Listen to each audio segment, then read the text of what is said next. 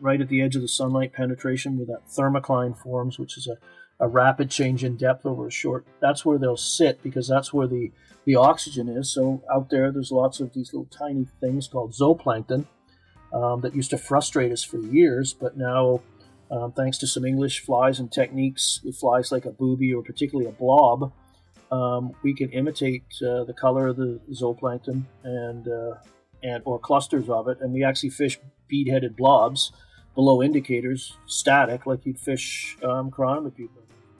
That was Phil Rowley digging into the diversity of stillwater fishing. Beadhead blobs, booby flies, and the thermocline today on the Wet Fly Swing Fly Fishing Show. Welcome to the Wet Fly Swing Fly Fishing Show, where you discover tips, tricks, and tools from the leading names in fly fishing today. Hey, how's it going today? Thanks for stopping by the Fly Fishing Show. Please take a moment, if you can, and share this episode with one or two other people you think would need some Stillwater goodness here. Click that share link in your app and share it out right now. Phil Rowley, the Stillwater Guru, is back, this time featuring his new Orvis book on stillwater fishing. Phil walks us through the step-by-step to stillwater fishing as he uses his book today as a guide. We also find out how he ended up writing a book with Orvis and dispels a bunch of myths about stillwater and lake fishing today. Before we get started, let's take a quick break for a word from our sponsors. In today's world of mass-produced products, Stonefly Nets has reclaimed the tradition of handcrafted care with their custom wood landing nets. Please head over to wetflyswing.com/stonefly to get your custom net today. That's wetflyswing.com/stonefly to get started right now. Let's wait for it and action. I've got Phil Rowley on from flycraftangling.com. How's it going, Phil? It's going good, Dave. It's good to talk to you again. Yeah. So today we are going to jump back into Stillwater. We've had a number of guests on. Most recently, Brian Chan was on and dug into Kamloops. Today I want to dig into your new book because it's a great resource out there. And before we get there, maybe you could just start with just give me a quick little summary since our last time, what you've been up to. I mean, you've got the Stillwater app, a number of things. What's the biggest thing right now that's taken up time in your day that you're focusing on? You mentioned the book, so that took a fair chunk of time. And with the outbreak of the pandemic and face-to-face contact kind of shut down and borders shut down, sort of the traditional face-to-face speaking to clubs or shows or trips or things like that was difficult. But what it allowed me to do was to actually explore something I've been wanting to do for over 25 years, and that's online learning, providing the opportunity for people to improve their stillwater skills through online courses. Because I can't always, my schedule doesn't always allow me to speak at every show or be at every club and things like that. So this allows individuals to take some online training. So I've done some exploratory courses in it. Right at the outbreak of the pandemic, I did one with a friend called 21 Days, where we literally spent 21 straight days every evening talking about a variety of stillwater subjects, basically from equipment right through to presentation tactics and things like that. So now I'm looking at developing even more focused courses. I've done some online fly tying courses as well, live ones, and also generating what we call evergreen content, where somebody could just sign into an area, enroll for the course, and take it at their leisure, and they can, review that course material for days, years, centuries. It'll be there forever. So, yeah, so it's kind of exciting. That's cool. Do you find that I had somebody recently, I've been reading a book, kind of a marketing book, and it's a good book, but he was saying that, you should read this book once, but not once, but read it 10 times, then you'll be a total expert in it. Do you feel like people have to watch those multiple times to become or do you think one time is good enough to get into it? It probably varies, but, I think this is sort of a standard. I was told whenever you're doing a presentation or a course or something that if one of your students retains 10%, you're pretty good as an instructor. And, I wouldn't always say I'm up there. So I think a lot of us, we have to repeat things over and over again. I know my wife tells me I have to. So there you go. That's for me to have something sink in. That's a great thing about the podcasting too, is that right now I could just put a link in the show notes to episode 34, which was when we chatted last, and over 3 years ago.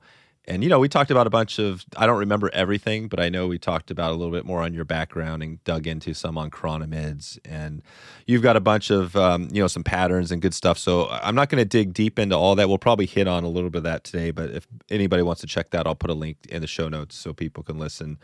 But on this one, I want to hear, you've got these online courses. You've got this book we're going to talk about in a little bit. Is, if somebody didn't pick up the book, or if they picked up the online course, vice versa, is there similar overlap in the topics, or is there some place, or is the book pretty much take everything into account? Well, the book is pretty comprehensive. That was my goal going into it. I didn't just want to, leave things dangling. I tried to be as complete as I can. So there is some overlap on the courses, but there's always a live component and the ability to interact with people as well when we're doing a live course. If they have specific questions to their areas or their needs, we can deal with those. But and also with the courses, we can become more focused and talk about specific things like stillwater entomology. We could do looking at classes on, and how to approach a new lake, and tactics for tough days, and using electronics, and you mentioned chironomid, such a specific discipline that everybody has interest in, and that method is all like most fly fishing methods. They're always evolving. There's always changes, and 2 years ago I don't do the things I used to do then. I've kind of refined them and hopefully improved them and do them slightly differently. There you go. And do you find when you're doing these, I'm not sure where all the, you get questions from people, I'm sure all the time, but are there common questions is there one, if you had to say, what's the most common question you get on Stillwaters? That is a good question, because there is you do get a far ranging. If I had one thing, and this is just pops to mind, and I'm sure 20 minutes later it'll be something else, but everybody puts such reliance on the fly pattern. It seems to be the ultimate scapegoat for lack of fish, and a lot of times, fish will eat. With all the diversity of fly patterns out there, it surely can't be that, or we would have hit on the one perfect nymph, the one perfect streamer, etc. But sort of doesn't quite, the presentation and how you move that fly and how you make, where you choose to fish and why, and then your line choices, your retrieve speeds. Most, when I guide and do it online, face-to-face, destination schools and things like that, most people new to stillwater fly fishing move their flies too fast and don't let them sink long enough. Right, as soon as that fly hits the water, they're pulling. Right, and they have a wonderful fly on, but the fish are 10 feet down, and you're fishing 1 foot below the surface. So, that best fly is never going to ever see a fish. Yep, there you go. Well, what if we let's talk about the book first. Give us the title of the book there. The Orvis Guide to Stillwater Trout Fishing. Nice. So that's the Orvis. So I want to hear the Orvis story, because we've had a number of guests recently. We had Phil Monahan on. We had Perkins before that. So we've had a number of, Orvis is a great company, obviously. But I want to hear how this book came to be. Can you give us that little story? Yeah, it's kind of unique a little bit, I think. So it all started. I was speaking at the Somerset Fly Fishing Show in New Jersey. It's since moved to Edison, just down the road. But part of that show is any of the speakers who have books that have been published, they have an author's table right next to there's a bookstore actually inside the show that you can purchase books. And of course, all the speakers, the bookstore does a great job making sure our books are there. So we're sitting there. We like it as a presenter. It's a place to sit down and take a break. And, because most of the time we're standing and walking around, the legs get a little tired standing on concrete all day. So it's a great place to rest. And I was partnered with Tom Rosenbauer. And, I've had the good fortune to film a few television shows with Tom and helped him out with the Orvis Guide to Stillwater Fly Fishing when it came to Stillwater content.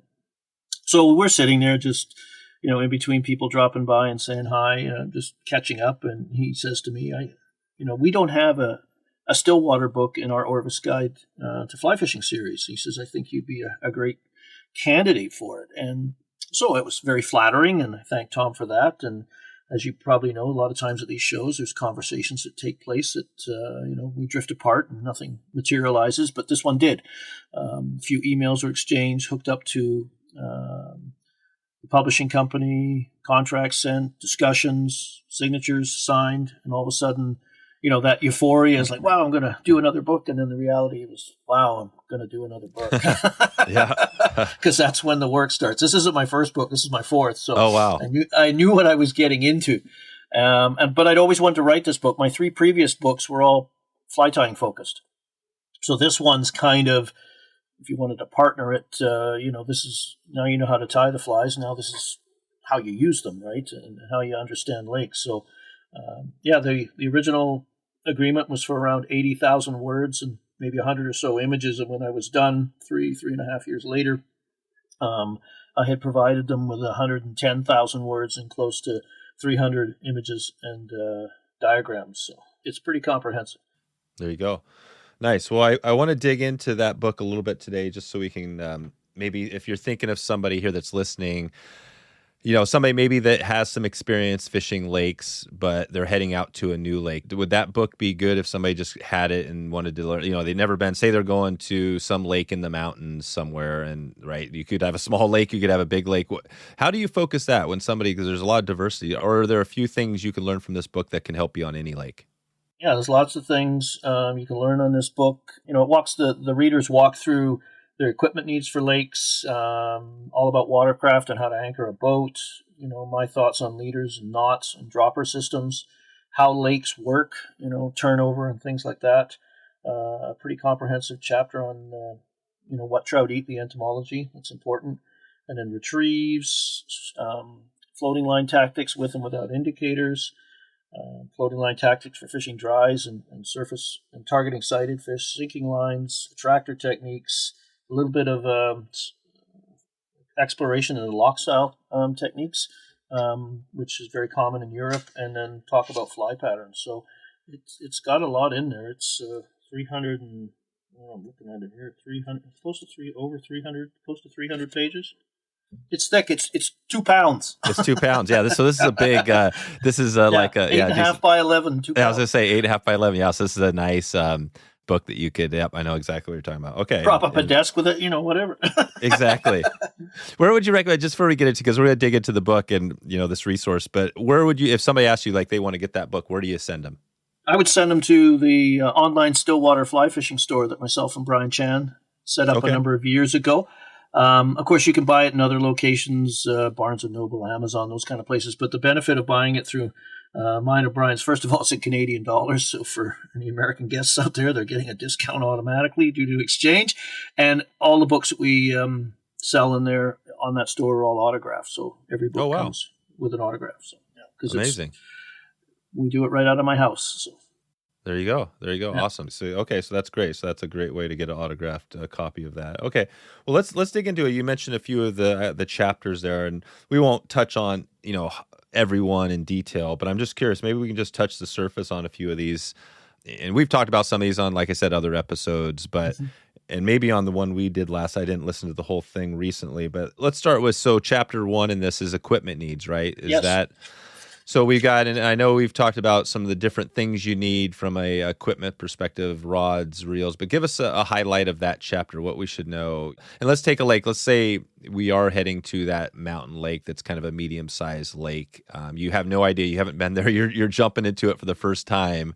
What do they need if they don't know? Do they have to bring 3 rods, or is one okay? Well, the one thing about Stillwater fly fishers is we're a little paranoid, I think, because we carry a lot of stuff. That's why we need boats, I think, just not so much for moving around. It's to carry all the junk we like to take with us. The equipment's actually broken into 2 chapters. So it's rods, lines, and reels. And then the second one's the accessories and all the other, basically the stuff that goes into a kit bag. But, rods for lakes, I would say your average rod weight is anywhere from a 4 to a 7 weight rod. Most Stillwater fly fishers I know like longer rods, and at 9.5, or even the rods I use are 10 feet 3 inches actually. And I know in Europe even 11-foot rods are getting more and more popular as well. So a 4 weight would be good, light winds, small fish. Whereas 7 weights would be obviously larger fish, heavier wind scenarios, or if you do a lot of lock style fishing, there's a lot more repetitive casting. And lock style, for those that aren't familiar with it, is you're basically fishing downwind out of a drifting boat. You're casting and retrieving. You are not trolling. And your drift is controlled by a big underwater parachute we call a drogue. You deploy upwind, it inflates, and it controls the boat and slows it down, right? So, there's nothing more frustrating, whether you're anchored or drifting, as kind of being in two minds, trying to focus on, fishing and presentation, and you're fighting with the boat the whole time. It's not where you want it to be, and you're always having to, play around with it. So that's an important part, so you can focus on the task at hand. But most times, fives, I use a 6-weight most of the time. It's a good balance of sport and the ability to deal with wind, because wind is a constant companion on a lake. I always joke it's a bit like a puppy.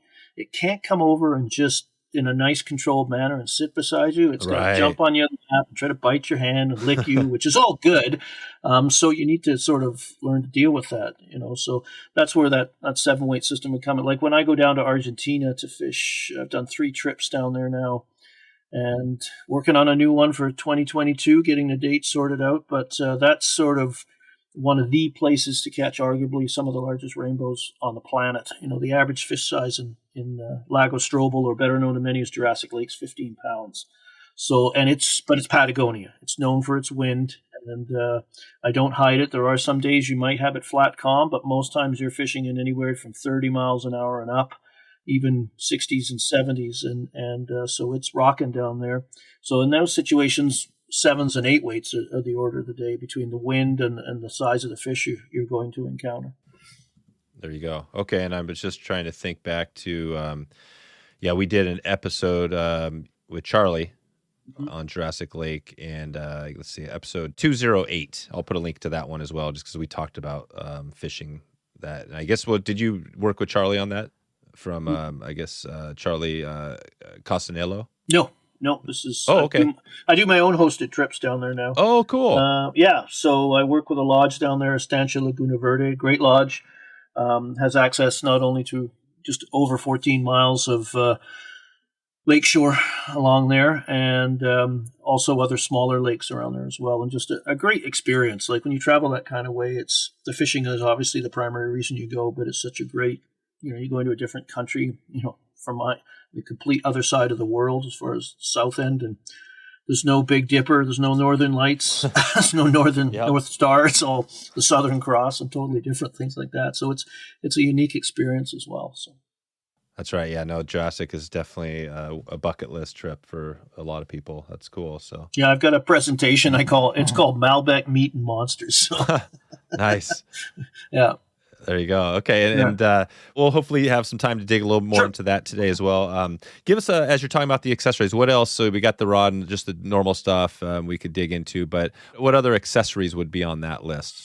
Well, you've got fly lines as well. The one thing you'll find if you sort of step over into Stillwater is that there's a lot more line options out there. A river and stream angler for trout is, primarily a floating line. Will do them well for many presentation challenges, dries, emergers, nymphing, things like that. But in lakes, we fish floating lines, a midge tip line, which is a floating line with a really subtle, short, clear intermediate tip on it. We fish hover lines, a variety of sinking lines, sweep lines. So, we're a little paranoid. We carry all those lines because they're like specific tools in a toolbox. They have certain applications that they're just perfect for what you encounter. So you always want to be prepared for that, because no matter how much you actually prepare, you're still not prepared for what Mother Nature's going to do to you that day, right? That's the unknown. You never know what she's going to throw at you, and you want to make sure you have the tools to deal with that. So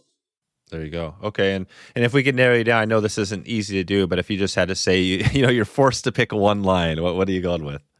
Well, I always like floating lines, and it's not although there is, most of the productive lakes I fish in North America don't have the dry fly and emerger opportunities that river and stream anglers are accustomed to. So we use floating lines more with indicator setups for fishing deeper water, or fishing long leader setups, 15, 18, 25 feet.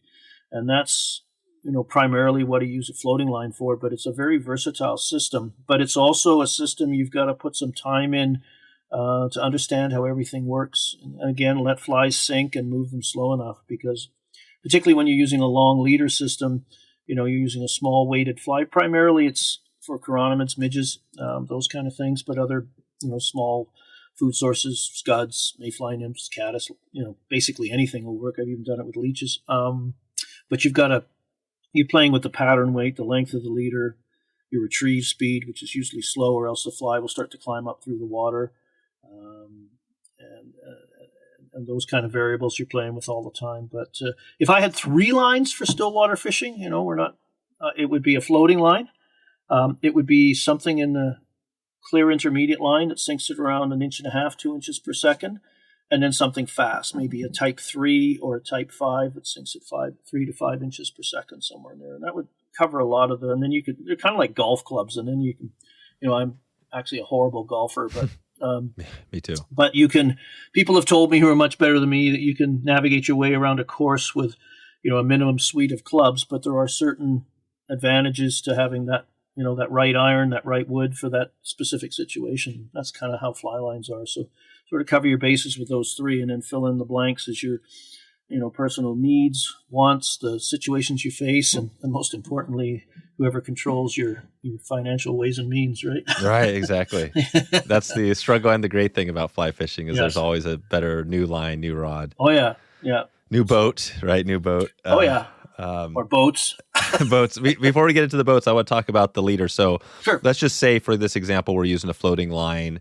We're on a lake somewhere, let's say in the mountains, fairly medium-sized lake. What sort of leader with a floating line? Is this pretty much where you're doing the kind of indicator sort of thing, or what would you be doing?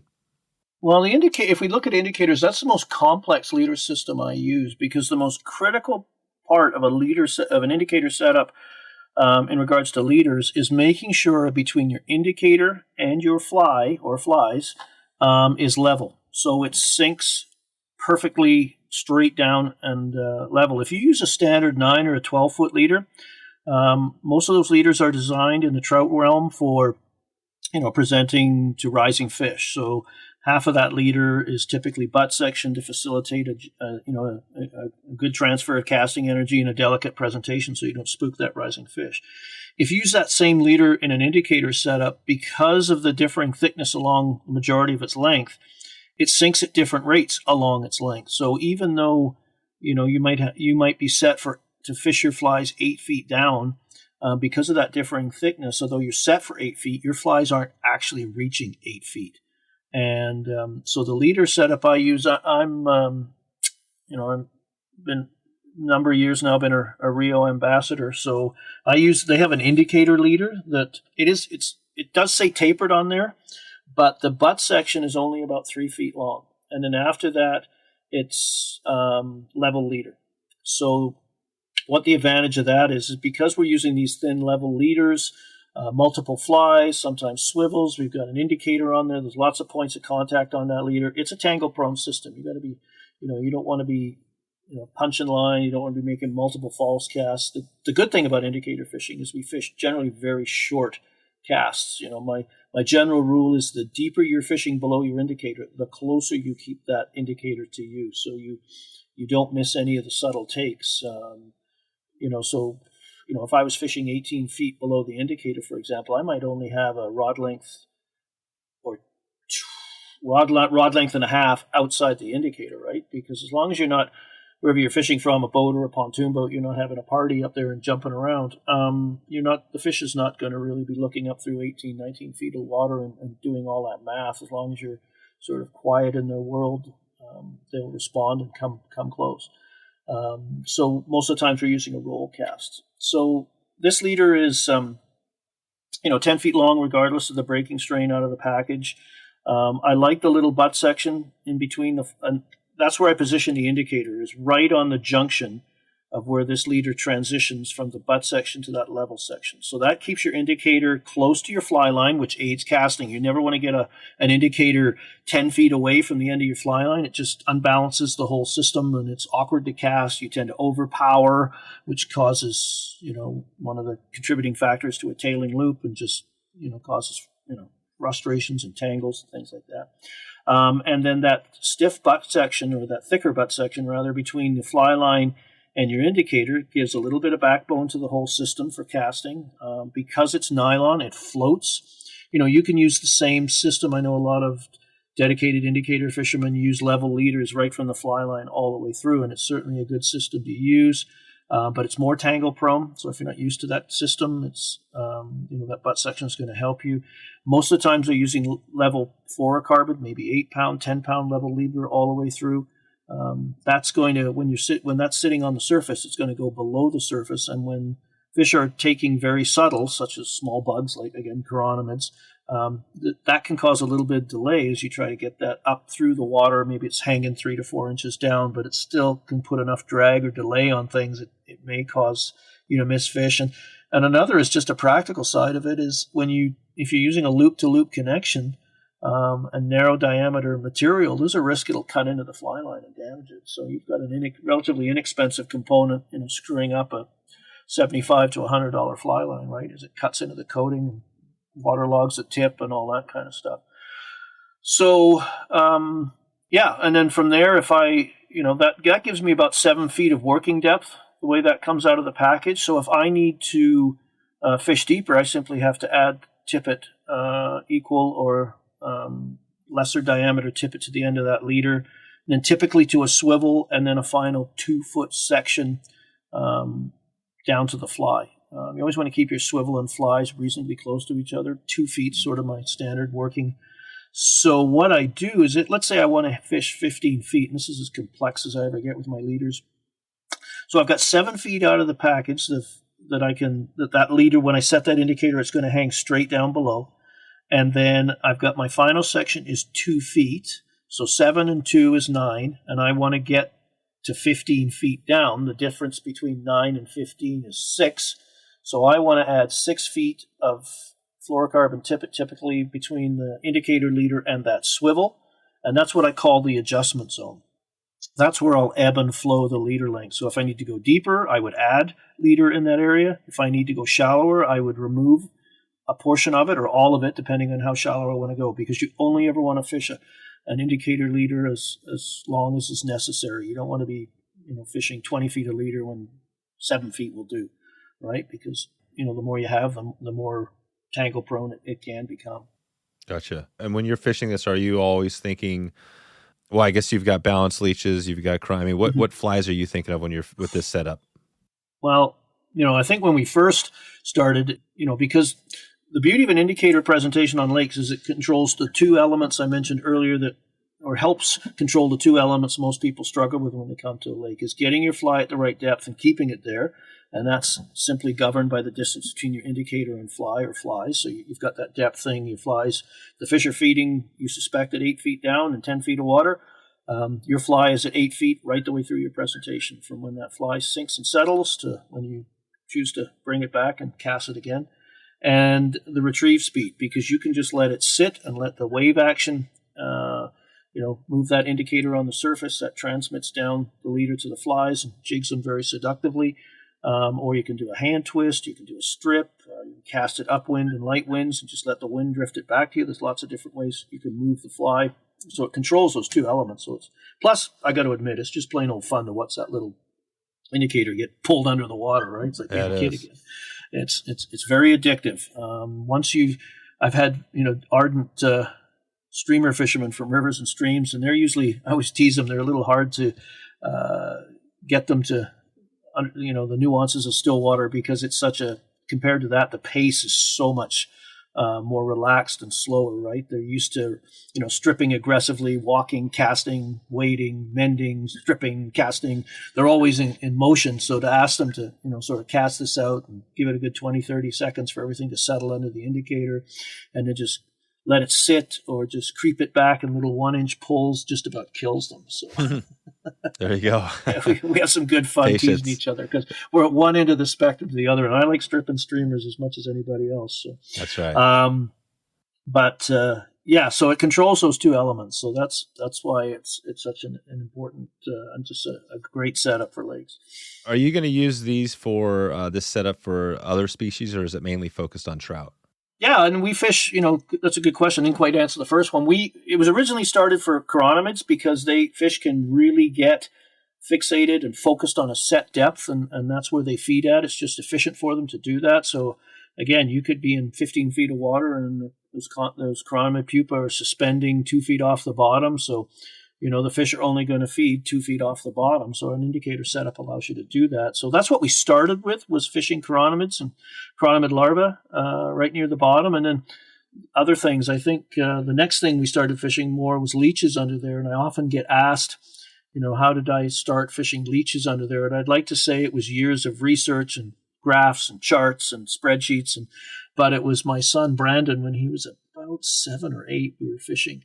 And we were fishing chironomids and doing okay. And he asked to make a fly change. And, I said, okay, pick a fly. And I gave him my chironomid box. And he says, no, I want to fish this. And it was this bead-headed, just a simple leech, marabou tail, crystal chenille body, a bead head on the end of it. I want to fish this. And I'm like, no, we don't fish those under indicators. We only fish chironomids. And so if you're a parent, arguing with an 8-year-old and losing, and like any good parent, I just collapsed and caved in, whatever, just put this on and throw it out there, right? And that thing sat for about 20 seconds under the indicator. Boom, that indicator went under so hard. And I think to myself, boy, trout are stupid. They'll eat anything, right? And then drag it in and flopped it back out there again. And this happened like 3 or 4 times in a row. And all of a sudden I'm like, all right, well, maybe we're onto something here. So ever since that point, I've been using, leeches under indicator and now balance flies. But now we fish scuds, minnows, anything a trout eats, you can arguably present it under an indicator and do very, very well with it. There you go. And so we also use it other species. Like I've got friends back east that use it to, fish balanced minnows and things like that for smallmouth bass and just do really well with it. I use it in the summer months when our local lakes get too warm for trout. I chase walleye on the fly. And that's one of the ways we do it. We fish under an indicator. It's basically a slip bobber system. So you would put a balanced minnow or a balanced leech, because walleye eat leeches and minnows. I've even caught walleye on our local lakes. They eat scuds. So I've had scuds on droppers and caught walleye on scuds, I was quite happy with myself when that happened. It doesn't happen a lot, but it's, you do it once and you sort of, yes, they will eat these things. Because biologists have told me, they eat a lot of scuds in these lakes. So other species, it's a presentation method that spans both species and all the food sources. So very versatile. And now let's take a quick break for a word from our sponsors. In today's world of mass-produced products, Stonefly Nets has reclaimed the tradition of handcrafted care with their custom wood landing nets. Stonefly starts the design process by selecting wood for the handle based on a number of key factors, including grain pattern and depth, but they don't stop there. This piece of art is accentuated by strips of hardwood that complement and accentuate the handcrafted handle. To be honest, I have never been a huge net guy, mainly because I didn't feel like my old collapsible net was easiest to use and was not easy on the eye, if you know what I mean. The Stonefly net not only looks beautiful, but has high-quality netting that is easy on the fish and will last for years to come. Stonefly's goal is to create a unique custom classic wood net that's second to none and can be customized for a little extra touch. When Ethan designs a custom net, it's his hope that others will create amazing lasting memories for years to come. Please head over to wetflyswing.com/stonefly to get your custom net now. That's wetflyswing.com/stonefly, STONEFLY, to get started right now. Okay. Let's get back to the show. So with the floating line, so that's awesome because that is a technique. I mean, how often, if you just had a floating line, are you pretty much using that a majority of the time, or what else would you be using with the floating line? Well, like I said, you can do some dries and emergers. Of course, it's always great when you get fish up on top and feeding. Most of the time, unfortunately, that doesn't happen in many of the stock lakes I fish, because they generally stock the fish at a small size. So they just, by the time they reach catchable size for us, they have just learned that it's more safe and efficient to feed near the bottom and, won't come up through 10, 12 feet of water or 8 feet of water or even deeper to feed on the surface. But there are certain lakes and certain scenarios.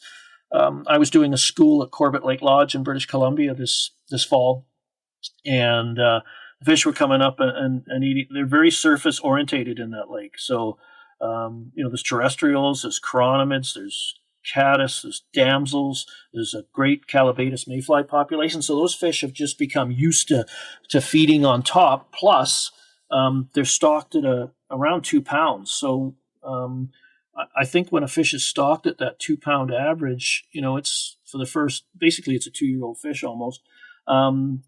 It's just used to things, lunch is always rained in from above in the form of trout food, and they're just used to looking up. So they're trained to do that. Yet you go down, there's a lake just down the road that rarely will a fish come up to the surface and eat. It's all subsurface presentation. So you've always got to have that adaptability. So a floating line gives you that. So you've got that. You can fish with a strike indicator. And then the other method we use is the long leader or naked technique, we christen it, because there's no indicator on the leader. And this is how I first learned to fish chironomids, because indicators weren't around 30, 35 or more years ago. It's amazing how time flies. Unfortunately. But we used to fish, and I still do, is these long leader techniques where we're fishing, 15, 18, 20, 25-foot leaders, and we're just literally casting downwind, allowing that fly to sink a good 30 seconds minimum, and just creepy crawling, that fly back, watching the fly lines for signs of a take, or the take is kind of like a wet fly swing. Little plug there. Yeah. It's just and the take is very addictive. It's very technical. You're playing with leader length, pattern weight, retrieve speed, and sink time. So all these 4 variables you have to get just right. And that's why chironomid fishing for many years was such a tough discipline to learn, because the strike indicator just control 2 of those elements right off the bat, right? You retrieve speed, and your presentation depth. So it's just, it's a very fun method. I love to do it whenever possible. But it's a little more of a finesse technique, and it takes a little bit longer to master. You've really got to, slow the retrieves down, let things sink. It's just really a very mellow, slow way to fish a lake. But when they're on it, it is deadly effective. People say, oh, it's so slow and boring. I said, it's a fish at cast. What's boring about exactly. a fish at cast? Yeah, that's pretty good. Yeah. That's pretty good. Okay. So in those fish, when you're fishing, I'm just thinking again, I mean, so you as far as depth, I mean, you're catching fish in some deep water. I mean, what is the deepest water you're fishing typically on depth? Depends on species. I've done lake trout. I've fished them down 60, 70 feet. Oh, wow. Yeah.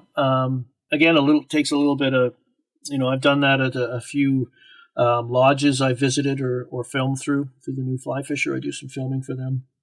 And with lake trout like that, you're obviously using a fast sinking line, something that sinks in at 6 to 7 inches per second. They often suspend. You might be in 200 feet of water and they're 75 to 80 feet down. So we would, wind is a factor. So if the wind is light and you're working with someone who can control the boat, you're going to cast downwind, a comfortable cast. And then you're going to have the rest of the line stripped off your reel, and you're basically going to stack mend it right on top of the line you cast, and just allow that line to sink way down. You remember the fly line's 90 feet long, so you're going to almost stack it all the way to the backing, and then once it sinks near vertical, if the drift, the thing that works against you in that kind of technique is the drift of the boat and the wind. If it's too fast, you just can't get the fly down. A fly doesn't sink as fast as a lead jig or something like that, or a big spoon.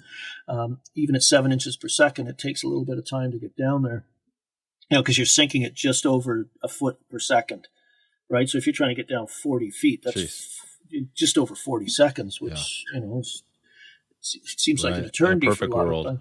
Yeah. So you got to wait for that to sink vertically, and then once it's down, then it's just aggressive 2-foot strips, because you're fishing streamers, you're fishing clousers and big streamers for those lake trout, and they just they're every bit as aggressive as a pike. So, but for trout, most of the times we're trying to target, I would say, water 20 feet deep or less, for 2 reasons.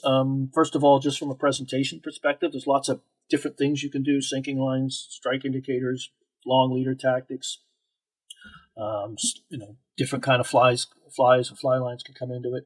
And also that's where, on most lakes, that's where the extent of sunlight penetration is, which stimulates plant growth through photosynthesis, which provides habitat for food. That's the Costco, the Walmart, the Superstore of the underwater world. That's where trout go to find food, and that's where you want to be. So those shallow shoal areas that, a shoal by definition is any portion of the lake that sunlight actually strikes the bottom. Right, because sunlight does have an impact in deeper water as well, but it can only penetrate so far, depending on water clarity. The clearer it is, it might get down 25, 30, 40, lakes like Lake Tahoe, I think they've thermocline will form as deep as 50 feet down with the extent of that sunlight penetration. In a murky lake, it might only be 20 feet down because all the suspended matter, limits the penetration of the sun's energy.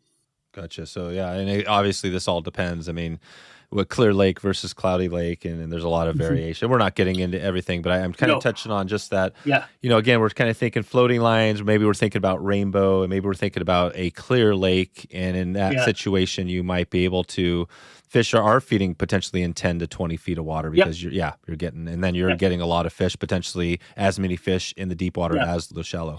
Yeah. Yeah. Because you can catch, will feed wherever they want to feed, but I'd say the majority of their feeding is shallow on food sources. That's where the food is. But there are times, chironomid's quite capable of, they're up to 200 feet of depth or more. I think, you can find chironomid populations establishing themselves.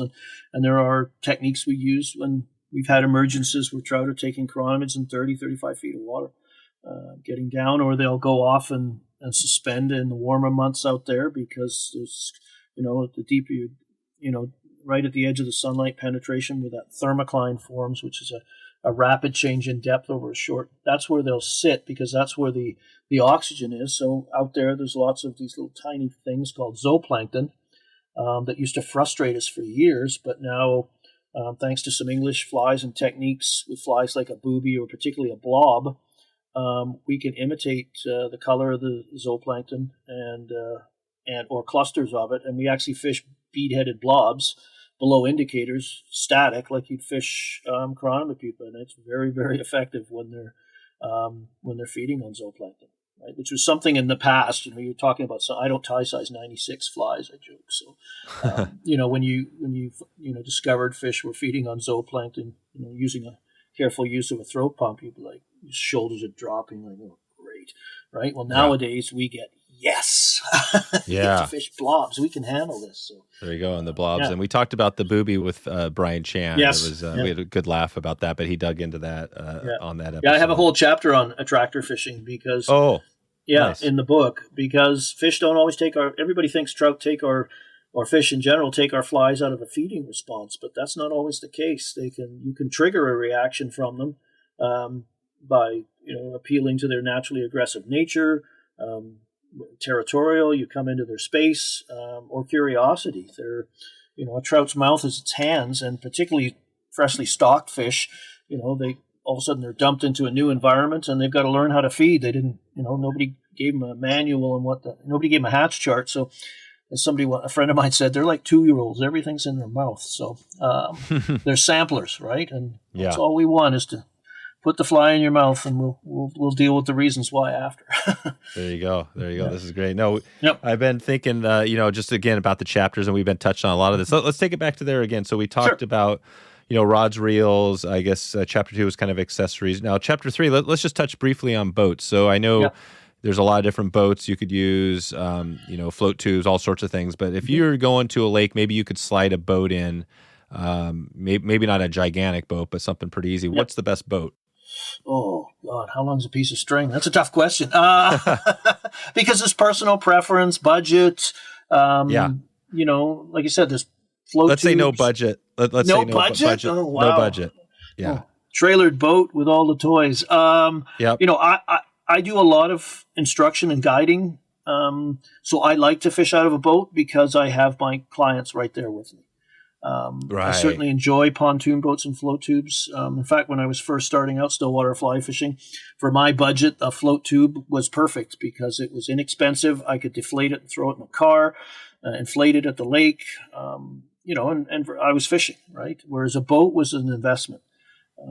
Because it's not only you buy the boat, then you got to buy the motors, whether just as much as the electric boat, or gas, the trailer if you're going to trailer them, seats and floorboards and anchor systems, all that kind of stuff. That's a definite commitment. Of course, with trailers comes things like trailer bearings and all the things that water doesn't like.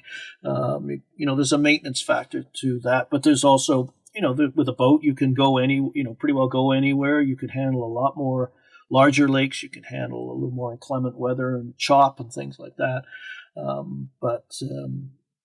If I could get generally a small John boat. We used to call a car topper or a john boat, in that 12-foot range, aluminum boat, lightweight. You can manhandle it around, or just person handle it around. Throw your gear in it and off you go.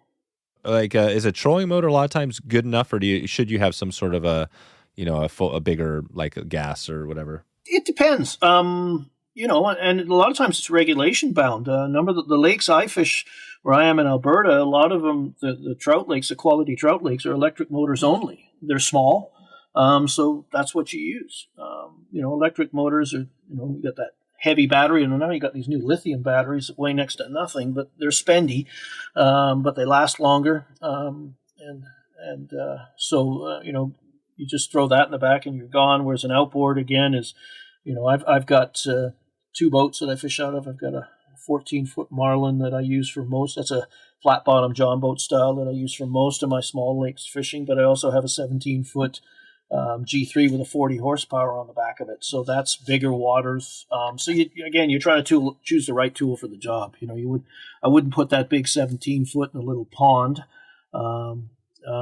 Vice versa, I probably wouldn't take a float tube out on a lake that's 20 miles long and 5 miles wide either. Just if the weather comes up on you, you can be. I don't think it's pretty hard to flip one of those things, but you'll just be blown in the wrong direction. Yeah, take you forever to get home. Right? Yeah, I remember those days when you're on the lake and you get blown across. You're fishing all day. And you're like, holy cow! By midday the winds come up and you're like, man, this is going to be impossible. Yeah. Well, you get paddling and focused on what you're doing, and then all of a sudden you got to go home. It's like, it's like me when I fish a river, and I love to river fish. I always seem to walk downstream, and at the end of the day, when you're tired and it's time to go, it's like I got to slog 5 miles upstream now, right, crossing the river. And while you were fishing, you were so focused on that run, or that next run looks pretty good, or I saw a fish down there, and you're so focused on it, you kind of not paying attention that you're wandering further and further away from your vehicle, right? That's it. No, this is good. So I guess, if I had to say, I'd say it'd be nice to have a little John boat for a nice little, add that to your repertoire, whatever, kind of get into smaller areas. So let's keep this going on the chapter. So we got boats. What was chapter 4 in your book? Chapter 4 was, just double check. I know leaders, knots, and droppers. So we talked about the leader setups for indicators.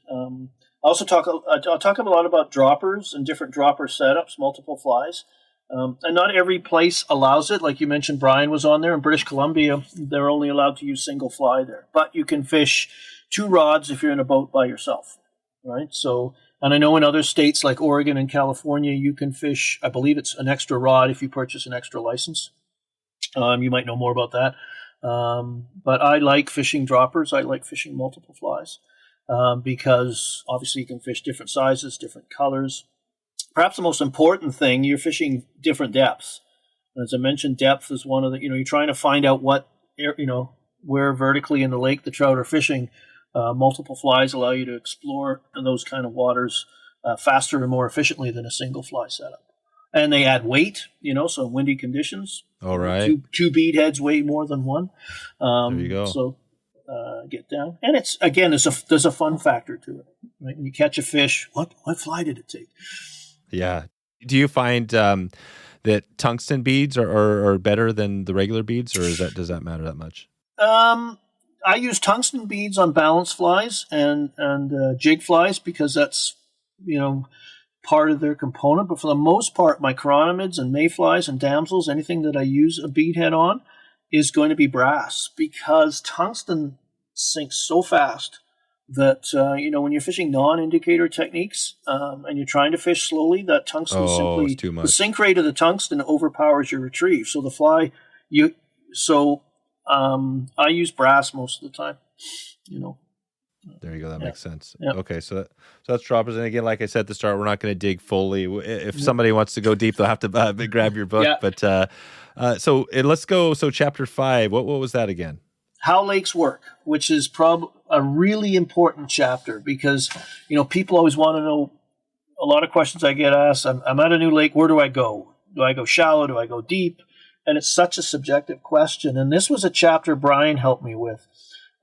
He was gracious enough to, with his experience as a fisheries biologist, when I wrote the chapter, this was actually the first one I had to submit to the publisher to prove I was actually able to write. So Brian had vetted that chapter for me, and a few minor changes, but overall I got it right. And but this is understanding the seasons of a lake, how lakes, what happens in the lake during winter, and these are shallow productive lakes, and then what happens in the spring and turnover, and then things like spring kill, summer kill, winter kill. And the reason it's important to understand, because although we call them still waters, they're anything but still. Those lakes are always in a state of flux. It's maybe not as obvious or, as a river, with the speed of the moving water, that kind of thing. But it's important because, early spring, right after ice off, trout will generally be shallow because that's where the oxygen is, the way the lake stratifies during the winter months.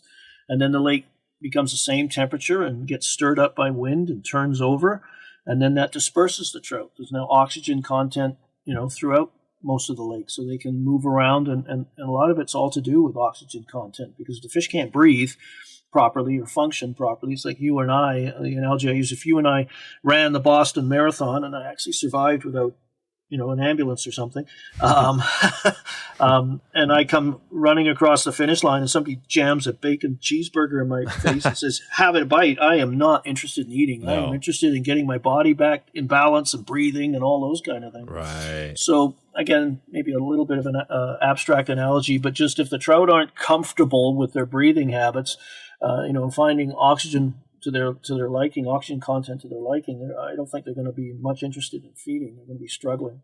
So again, just understanding how lakes work, because where you fish in the early spring versus late spring, summer, fall, late fall, affects, location, right? So where you fished in the early spring and had really good fishing in water 10 feet deep or less, if you go try that in the middle of summer, those shallows are just too warm. They don't hold the oxygen. There's not a fish around, right? So it's important. People go, oh, this is kind of like science. It's boring. But it's such a critical part of understanding where trout go in lakes and just putting yourself in the right spot, right? Exactly. And knowing when, so if you go back to that lake, some medium-sized mountain lake, it's, say, the fall, let's just say it's right now. Let's just say, let's see, what are we at here? We're kind of in November. Let's just say it's December, depending on where you're at. Again, you might have snow in some places. But, what would you say? Do you cover that? Are there places where you're actually covering where it might be ice around and things like that? Or are you focused more in the summer? Well, my neck of the woods, my season, I think, is done. We're now getting sub-zero temperatures at night. I was hoping to maybe sneak out one more time this week, but we're having overnight lows in some areas of -7 or 8 centigrade, which is cold. I don't know what the Fahrenheit equivalent of that is. I'm good above zero, but it's cold, and so ice is forming. When it gets below zero, it's ice forms, and that just locks the lake up. So we're pretty well done until May. Until April. Until things lock up. So when you're writing this book, are you thinking about like a kind of an avatar? Because there's obviously people that are in the South that are probably reading it too. How do you do that? Well, you just sort of, again, you do talk about specifics, and then you kind of be general at times when you can. Lakes that don't, and that's an important factor, because lakes that don't ice over only have one turnover event per season, and that's in the summer. The fall. Because the lake only stratifies in the summer months, because the sun warms the upper layers and causes it to stratify. Because one of the primary principles of water is when it's of differing temperatures, it won't mix, right? It will stay apart. And that's, again, water has some pretty unique properties. Like, it's most dense in its liquid state. Just about everything else on our planet is most dense when it's in its solid state, right? So, which is kind of important, because if water was most dense in its solid state, I don't think life on this planet would work.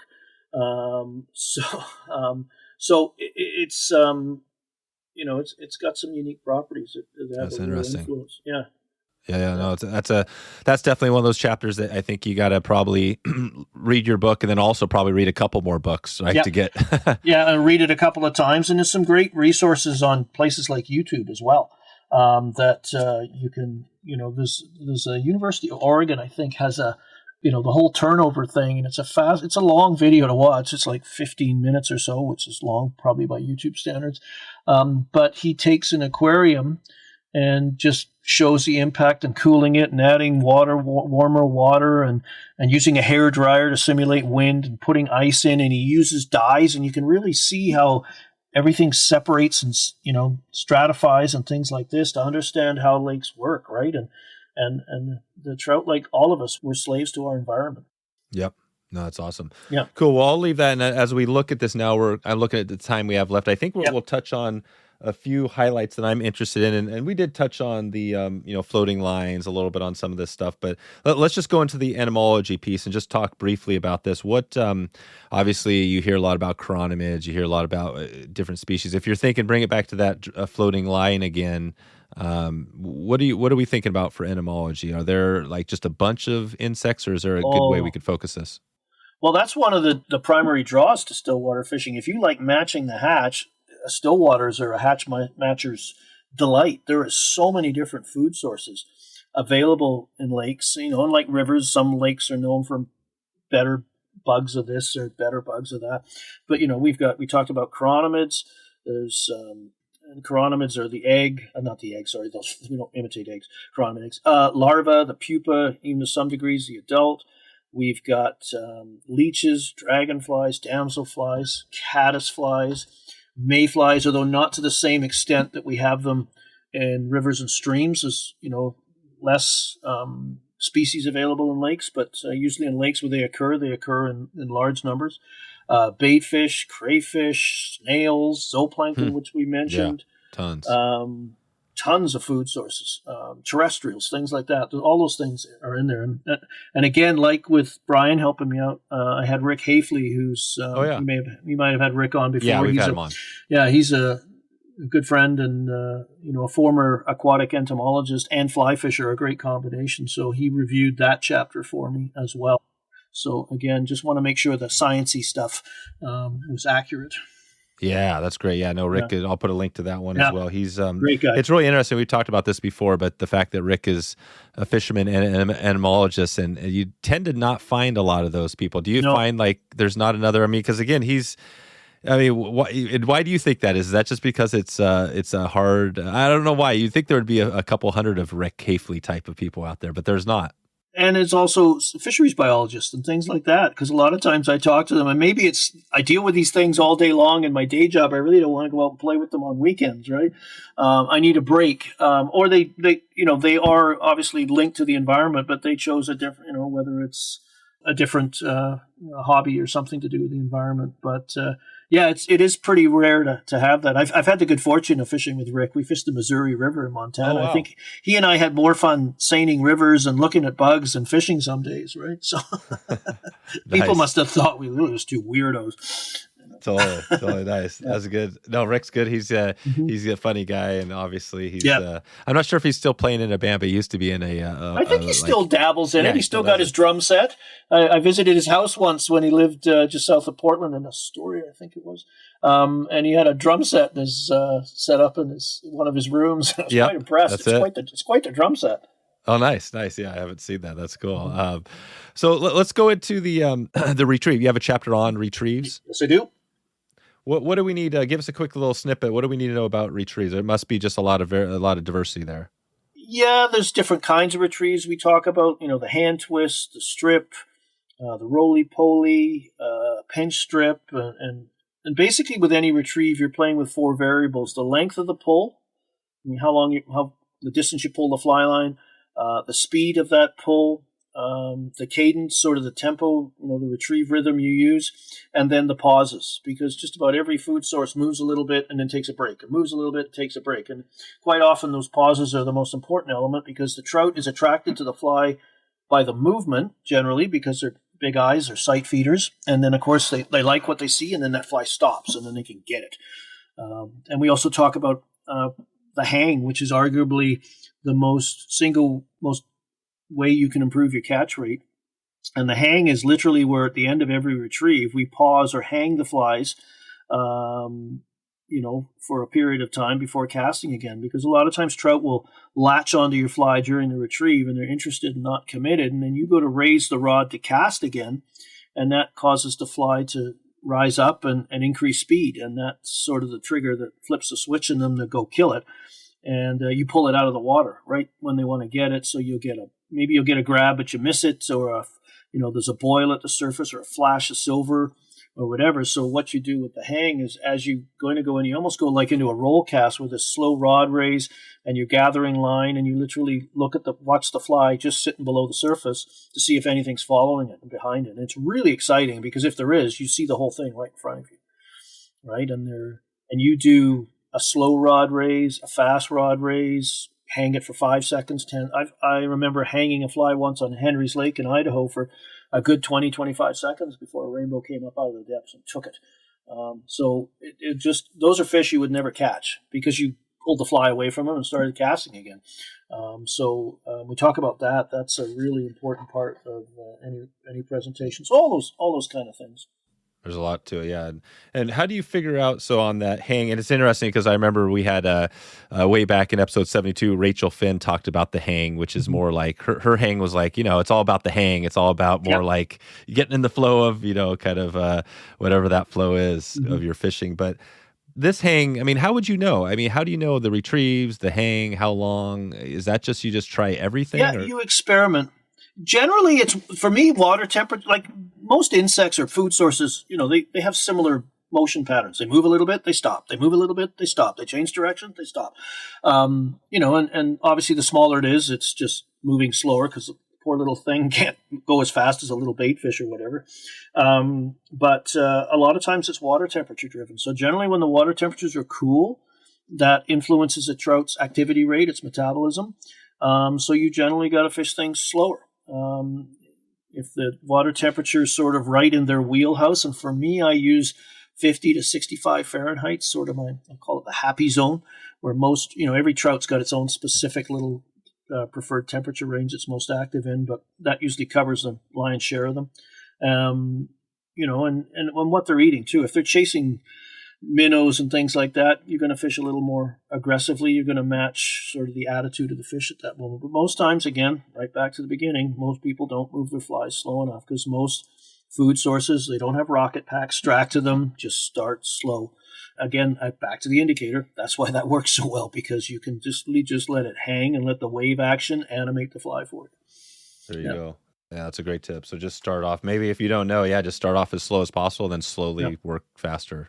Well, when I was learning to chironomid fish with that long leader naked technique, the general analogy was retrieve as slow as you think you can go and then cut that in half again. Oh, wow. So that's how slow. There you go. Yeah.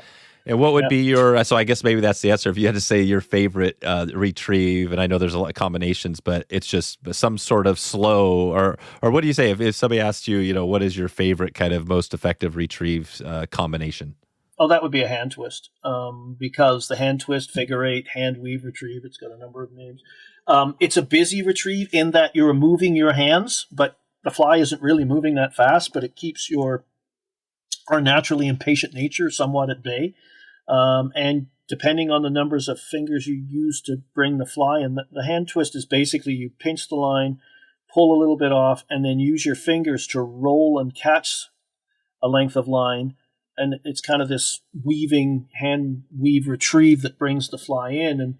And even though your hands are moving, you're not really gathering that much line with each sort of movement in the retrieve. And you can grab it with 3 fingers. You can grab it with your ring finger. You can grab it with your middle finger. And again, that adjusts. And sometimes you rotate between those. So it's a very versatile retrieve because you can do it very fast, or you can do it medium paced, or you can do it very, very slow paced. Right, so it's a retrieve that has a wide range of applications when you're fishing lakes. There you go. Okay, perfect. Yeah. And a couple we're going to just skip through. We talked a little bit about dries. We're going to skip over that. We'll leave sinking maybe for the next one to dig into sinking flies and lines and things. Just briefly, give us a little attractor snippet from that. What you mentioned a few of the bugs. Is there kind of a few common ones that you should have on your box in case you want to hit the surface? Yeah, there's not really any fly can be an attractor if you're stripping it around at pace, because that's one of the components of attractors. It's generally a more aggressive retrieve because, again, you're not always triggering a fish to eat the fly out of a feeding response. You're just, probably some of us all experience, you're going to move to a new spot and you reel your fly in at 100 miles an hour just to gather it in and pick it in and go move, and bam, you get a fish. And, you might have been fishing a chironomid. Well, chironomids certainly don't move at, the speed you can reel a fly line in. And that went right by a fish's face, and it's like a dog. I remember riding by this old grumpy dog when I was a kid on a bike. That thing would be sleeping on the driveway. I was on the bike. That dog was up and chasing me. It couldn't help itself, right? Yeah. Same kind of analogy. But as far as flies go, Brian mentioned, he talked about the Booby. Yeah, he did. There's the Blob, which has no foam eyeballs on it. It's typically we fish them a lot with bead heads now, or unweighted at all. And then we have the Fab, which is a blob with a split foam tail. That was a fly that was born. Some of the English fisheries where Booby in England, the Booby originated from, started to ban the boobies because everybody was just fishing boobies and not fishing other things. So kind of tradition based. So they banned flies with foam in the front. Oh wow! And I believe a Scottish competitive team said, "Well, what if we put the foam in the back?" And I guess somebody went, "Well," scratched their head a bit. Well, it's not in the front, so I guess it's legal. And so this split foam tail. So basically, a Fab stands for a foam arsed blob. So it's a different action. Like a Booby kind of wobbles and shakes as you retrieve it, whereas a Fab, because of the foam in the back end, as you strip it, it moves horizontally. You pause it, the back end pops up. So it's kind of got this, tails up motion going through the retrieve, which I like that fly. It's a very effective fly for me. It's one of my favorites to use in a washing line setup. A washing line setup, for those who aren't familiar, is kind of a dry dropper system in reverse, in that the buoyant fly is on the point, and then you use that fly in conjunction with your sink rate of your line to hang other flies off droppers, so they hang like clothes off a washing line. And then you've got the mop has certainly made its impression in still waters. There's an English fly called a Watsit, or a version of it I call a jelly mop. And a Watsit is a English corn chip, I believe. And a mop finger that we use for the tail is very similar in look to a Watsit crisp. So that's where it gets its name from. And then there's a fly called an Apps worm that's simply, it's almost like a chironomid larva. It's on an 8 or 10 hook with really long super floss or stretch floss, two almost like antennas sticking out, two split tails. You can tie things off the side. This looks like a spaghetti on a hook. You just strip this thing around, and all those legs jiggle and jangle around all over the place, and is an effective attractor as well. And they're usually tied in loud colors, fluorescence. Because fluorescents do stand out at depth. It's a color that trout can see better. Your hot pinks, hot oranges, sunburst oranges, and other things like prawn and biscuit. These are colors that, again, this originated in England. They've got some unique color names for it. Biscuit's kind of this really washed out pink. So yeah, nice. It's fun because you're fishing them aggressively, and the takes are hard. You usually whack. They hit it pretty good, so it's closest thing I guess to ripping and stripping a 6-inch articulated streamer. But it's something we do if all the imitative techniques don't work. Then we start triggering grabs. You've tried everything, matching the hatch and all that kind of philosophy, and now it's time to okay, let's make them eat and see if we can dredge a fish up by stripping flies around. That sounds amazing. Okay. All right, Phil. Well, before we get out here, just had a couple of random ones. We're going to leave all the other specific stuff for folks to get your book. And remind us again, so what's the online store, the website URL for that? StillwaterFlyFishingStore.com. Yeah, Phil and Brian's Stillwater Fly Fishing Store. Yeah. That's it. And we can grab a signed copy of this book that we've been talking about today. Yeah, and there's other things for them to get there. My quick release indicators. We got our flies. Lots of other things there for them to look around. It's Stillwater specific. Yeah, it's Stillwater. So if we want to go deep into this, we can check into that. And any other, I like to ask this question, and I can't remember what you said last time, but when you think about other resources out there, books, magazines, online, we know Brian is a great resource. Yes, he is. Fantastic. Who else would you say? Is there anybody else out there you would recommend where people can dig into some other stuff out there? Well, I'd always go to YouTube. Is a great place to go. I'm a bit of a visual learner, so I have my own active YouTube channel with fly tying and fly fishing videos on there as well. So just again, search my name in YouTube, Phil Rowley, and it'll pop up. Come over and subscribe; it helps. But Denny Rickards is another. I'm sure you've had Denny on as well. Yeah, Denny's been on. Yeah. He fishes a lot of suggestive flies, a little different.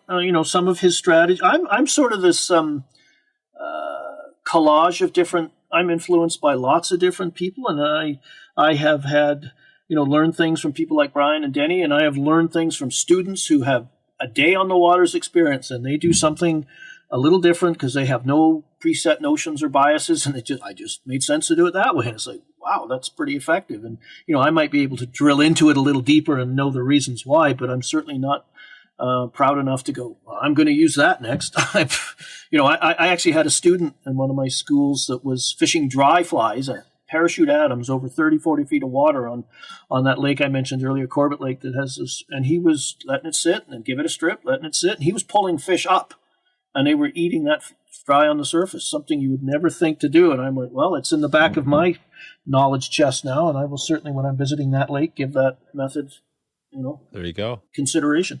So you never know. Okay, great. And last one before we get out of here, we talked accessories at the start. Give us what would be your one go-to accessory for stillwaters? Oh, I think I started with a landing net, believe it or not, because, a lot of times we're in a flotation to, some kind of watercraft or along the shore. And that's huge. And if you can't land and control the fish, you're going to run the risk of harming it in a catch and release environment. But you're going to lose it, right? Or it's going to flip off. It's hard to grab them. So, yeah, I believe that was the first thing. A good net that actually floats, because the beauty of I use a lot of wooden nets from a Canadian company called Moby.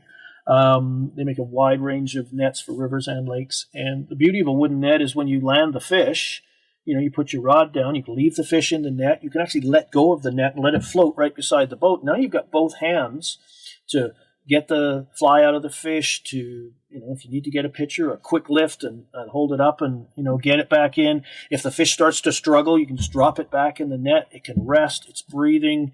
It's in control. And usually that's why fish struggle is, you put them in the boat and they're going to bang around, which is not good for them because of the damage they can do to themselves.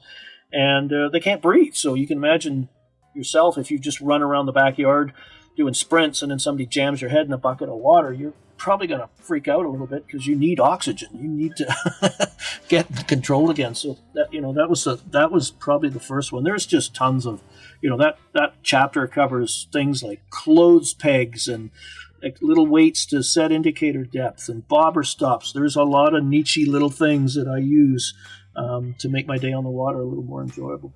Amazing. Okay. All right, Phil. Well, I'm looking forward to digging more into this myself. So we'll send everybody out to your online store, or they can check you out at flycraftangling.com. And thanks again for digging in. I think it's impossible to get to everything. So maybe we'll check back with you. Maybe we'll get you out for a third time if you have time down the line. Phil. But thanks. Appreciate everything you do out there. Thanks, Dave. Thanks for letting me ramble. All right. We'll talk to you soon. Okay. Bye-bye. So there you go. If you want to find all the links, all the show notes, and everything else we covered today, head over to wetflyswing.com/267. Please click that subscribe button, or if you're in Apple now, you can click the plus sign in the upper right corner, and that allows you to subscribe to the show, so you'll get updated next when that next episode goes live. And right now, as we speak, this Thursday, we've got a new episode with the new owner of the Fly Fishing Insider podcast. Christian Bacasa is here. He's got a bunch of stuff going on, including hosting that show, Dupa Fish, this new travel site that he's kind of getting rolling. And we just had a great conversation about fishing Alaska and just some of his experiences doing it himself. So some really, I think it was a great show. So check that out. Hope to connect with you soon, and hope to maybe see you on the river or maybe online. Thanks for listening to the Wet Fly Swing Fly Fishing Show. For notes and links from this episode, visit wetflyswing.com.